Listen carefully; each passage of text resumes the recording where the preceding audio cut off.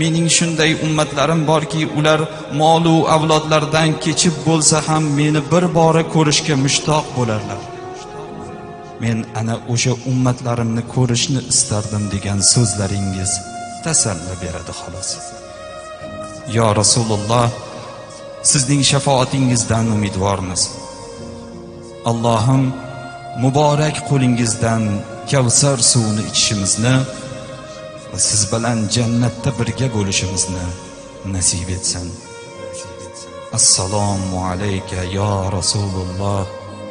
Assalomu alayka ya Habibulloh.